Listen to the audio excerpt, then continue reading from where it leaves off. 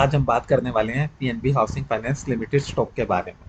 तो हमारे यहाँ बहुत सारे लोग ऐसे होंगे जिन्होंने स्टॉक को खरीद रखा होगा, अपना एक अच्छा खासा अमाउंट, जो अपना एक अच्छा खासा जो पैसा है वो स्टॉक में इन्वेस्ट कर रखा होगा। अभी हम देख रहे हैं कि ये जो है विद इन अ डे जो है 175 रुपये के आसपास जो है गिर गया है, और इसकी जो क्लोजिंग हुई है वो हुई है 811 रुपये के आसपास, जो कि काफ़ी लो है।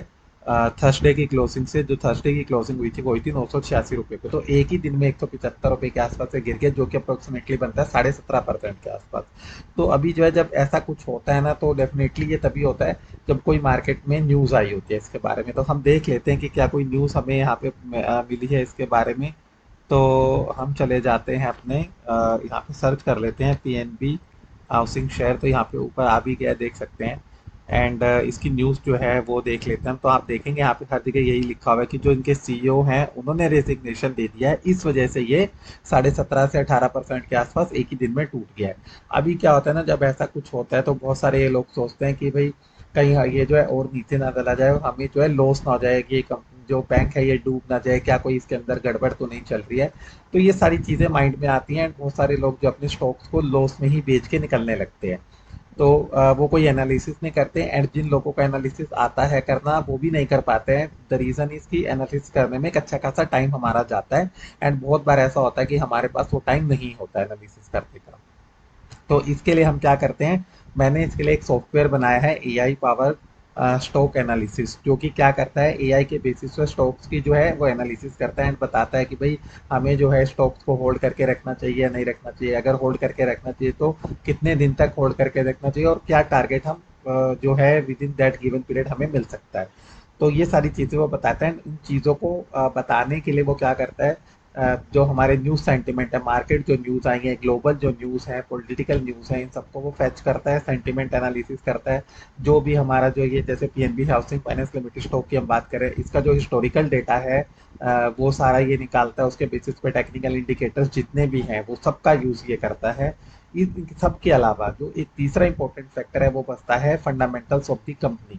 तो यहाँ पे जो पीएनबी हाउसिंग फाइनेंस लिमिटेड है, इसके जो फंडामेंटल्स हैं उनका भी ये एक जो है डेटा फेच करता है इंटरनेट से, एंड सब तीनों जो हमारे ये फैक्टर्स है इनको मिला के ओवरऑल बताता है कि हमें जो ये स्टॉक है उसको क्या करना चाहिए, उसका सजेशंस ये देता है। तो रिकमेंडेशंस का मतलब है सजेशंस, उनको हमें कभी भी हार्ड एंड फास्ट ये नहीं मान लेना चाहिए कि जो इसने बोला है वही सही है, बट ये सजेशंस होते हैं on the basis of the analysis. तो एनालिसिस के बेस पे अब हम चलते हैं अपने AI power stock analysis tool के पास, जिसमें पहले से ही मैंने ये एनालिसिस करके रखा हुआ है। तो आप देख सकते हैं मैंने यहाँ पे सर्च करा था पीएनबी हाउसिंग फाइनेंस मैंने लिखा, एंड एक जो मैजिक स्टॉक है वो यहाँ पे आ चुका है। एंड जो इसका रिकमेंडेशन है वो आप देख सकते हैं, बाय स्लैश होल्ड। तो मतलब अगर किसी ने नहीं खरीदा तो वो खरीद सकता है, अगर उसको इन्वेस्ट करना है तो, और अगर किसी ने खरीद रखा तो वो इसको होल्ड करके रखे, लॉस में बेच के नहीं निकलना है। तो एंट्री प्राइस जो है वो सेम वही है जो कि क्लोजिंग है। आप चाहें तो सेम जो है 811 रुपये पे इसे खरीद सकते हैं, और नीचे पे भी खरीद सकते हैं, उसमें कोई दिक्कत नहीं है, बिकॉज इसने यही बोला है कि बाय स्लैश होल्ड।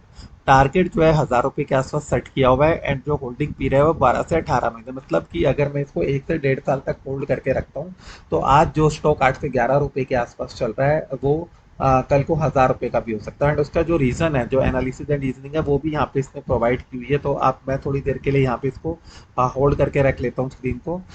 इसे रीड नहीं करूंगा क्योंकि एनालिसिस काफ़ी बड़ी है, आप लोग इसे रीड कर सकते हैं, इसीलिए मैंने जो स्क्रीन है यहाँ पे होल्ड करके रखी है, सो दैट आप इसे अच्छे से वीडियो को रोक के जो है आप इसे रीड कर सको। तो आप देख सकते हैं एक एनालिसिस जिसे करने में मुझे 1 से 2 घंटे जाते हैं, जो मेरे लिए एक बहुत ही टीडियस टास्क है, बोरिंग टास्क भी हो सकता है, एंड हो सकता है कल मेरे पास टाइम भी ना हो इतना ज़्यादा। तो मैं क्या कर सकता हूँ, इसे चला के छोड़ सकता हूँ एंड अपने दूसरे काम कर सकता हूँ। एंड 10 मिनट बाद जब मैं आके देखूंगा इसे, तो मुझे जो है ये कंप्लीट एनालिसिस करके दिखा देगा कि भाई मुझे होल्ड करना है या सेल करना है या फिर मुझे बाय करना है। तो ये तीनों काम मैं इससे ये करवा सकता हूँ।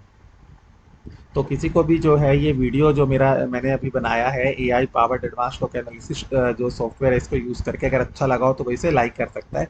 मैं डेली ऐसे ही एक स्टॉक के बारे में जो है एआई एनालिसिस लेके आता हूँ। तो जिसको भी ये अपडेटेड एनालिसिस की नीड है, जो भी लोग इन्वेस्टमेंट करते हैं स्टॉक मार्केट में, वो मेरे इस चैनल को सब्सक्राइब कर सकते हैं, so that they can get this AI analysis free of cost and timely on my channel.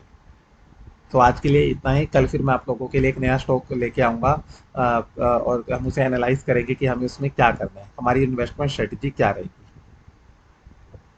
तो लाइक शेयर एंड सब्सक्राइब करना ना भूले।